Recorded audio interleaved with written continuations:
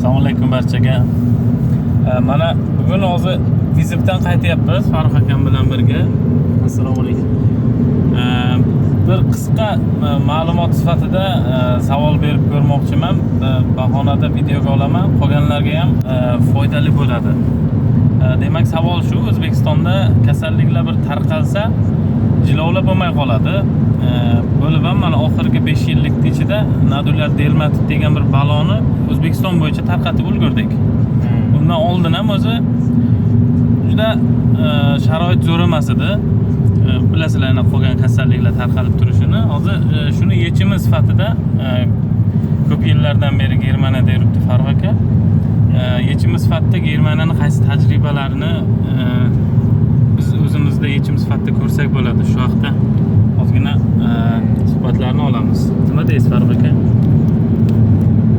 Meni o'ylashim, ya'ni agar mendan shuni so'rashsa, shu kasalliklarni qanday yo'qotamiz? Endi men shu tajribam bilan kelib chiqib aytaman. Germaniyada shu 10 yildan beri ishlab yurgan bo'lsam, rosa kuzatuv qildim, qaradim, o'rgandim. Ularda ham xuddi bir sistema bo'lgan. Avvalgida har bir xonadonda mol bo'lgan. 2 ta, 3 ta, 5 ta. Aynan ana shu holat hozir bizda bo'lib turibdi. Bu bilan nima demoqchiman? O'sha kichkina xo'jaliklardan chiqib ketish kerak. Ular oxirgi 10 yil ichida mutlaqo kichkina nimalardan chiqib ketdi. Bundan ham oldin bo'lgan, lekin 10 yil ichida rosa yoppasiga kichkina xo'jaliklar ishini tugatdi. Jetzt sehe ich das Kalb gerade, das ist sich am Verrecken. Das schnauft ganz schwer, wie Kolik, schreit. Richtig. Haben Sie nicht, also kein Schmerzmittel gegeben, oder? Novaminsulfon oder Nein, das habe ich nicht. Buscopan? Nein, das habe ich alles nicht da.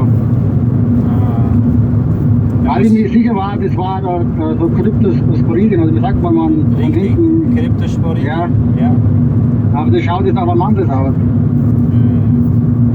Innerlich Verletzung kann auch sein. Aber wir sind ganz hinten, wir sind im Burgheim. Ja, und heute wenn wir hier rüberkommen. Okay, ich komme, ja? Ja, wenn ich jetzt schnell, und Sie sagen, das Prokain oder sowas hilft auf die Schnelle, ich kann nicht spritzen. Okay. Sonst habe ich nichts da. Beitril und Bigram, beide dürfen Sie mischen und spritzen. Okay, habe ich auch nicht da. Wie ist denn mit, wie heißt das, zum Kalbentonnen, Metagam? mit der Kam, ja? Ja, geht's auch einmal, ja? Dürfen Sie spritzen. Ja, okay, dann spielt es mal kurz mit der Kam. Genau. Und geben Sie Elektrolyt, wenn es sauft. Ja, habe ich jetzt versucht und das Kalb schreit und schnauft ganz schwer. Ja. Alles klar. Gut, bis dann. Ja, danke. Ciao. Hozir yo'lda telefon qilib qoldi, maslahatdan berib ketilaveradi. Davomi, demak aytayotgandingiz, O'zbekistonda o'sha 3 ta, 5 ta qilib kichkina xo'jaliklar ko'p, uyida boqadi hamma. Kasallikni jilovlash, uni demak cheklab, ma'lum miqdorda tarqalmasligini oldini olish uchun o'ta qiyin sharoitni tug'diradi bu deyapsiz.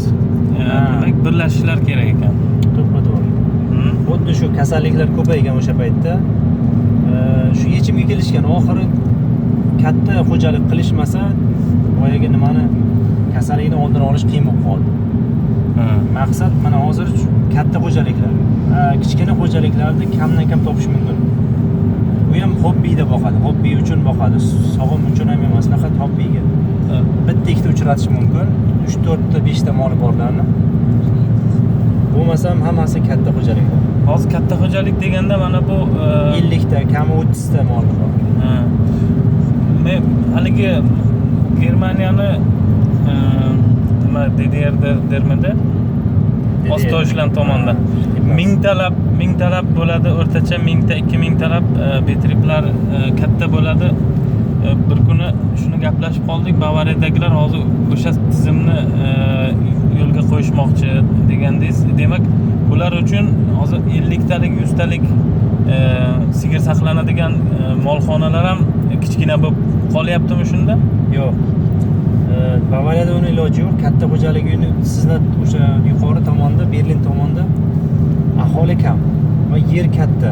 Shuni hisobiga katta xo'jalik qilishgan. Uni bitta xo'jalikda kamida 300 gektar yerlari bor.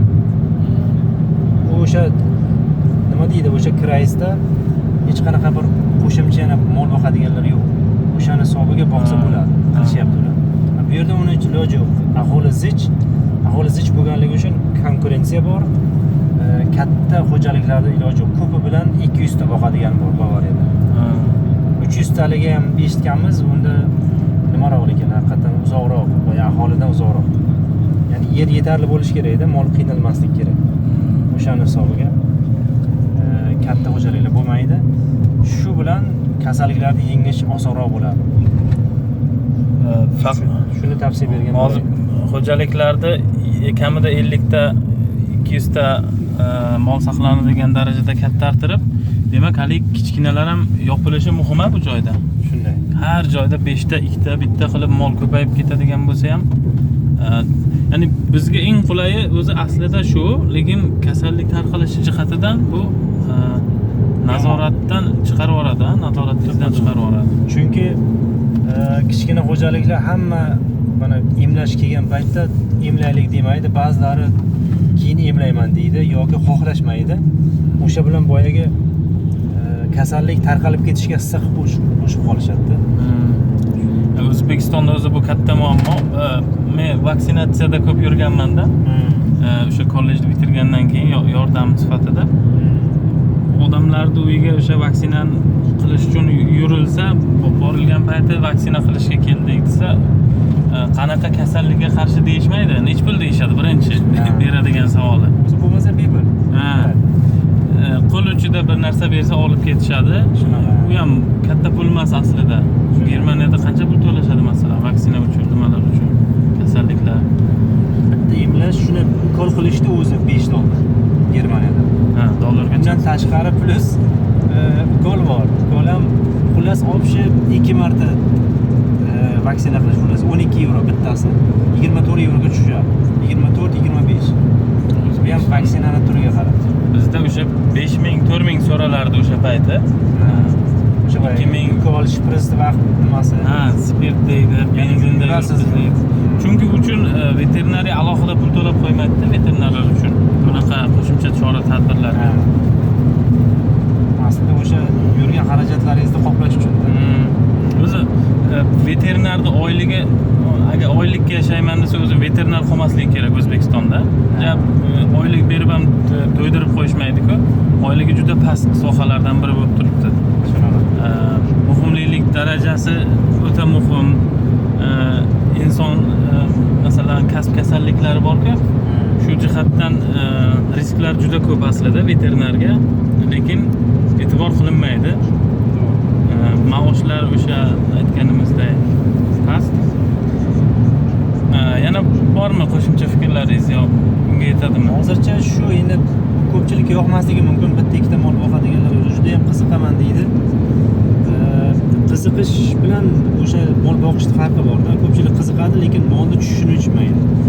Shularga ham ya'ni tavsiyam boshqa ish qilgan yaxshi. Ya'ni bitta ikkita bir mol bilan qiynab qo'yasiz va kasallikning tarqalishiga yordam berib qo'ygan bo'lishingiz mumkin. Shuning uchun ilm yo'lini tanlash kerak. Ya'ni ham izlanaversangiz, o'zingizni yaxshi ko'rgan sohangizni topasiz. Ya'ni chorvachilik qiyin soha. Xulosa qilsa bo'ladimi? Chorva xobbini ishi emas, balki biznesning ishi bu. Tadbirkorlikning ishi, to'g'rimi? Mana shunday. Yaxshi ish emas. Bu mana hozir bu ko'pincha yo'lda olyapmiz bu videolarni. Bilmadim endi playlist qilib bir yo'lakayma biron nima qo'yib yuboramiz nomini. Shunaqa yo'lda olingan videolarni alohida qilib taxlaymiz. Nasib bo'lsa shu niyatlar. Bundan keyin ko'proq video qo'yishga harakat qilamiz. Qishlog'imizga kirib keldik. Mayli, sog' bo'lasizlar, barchaga omad.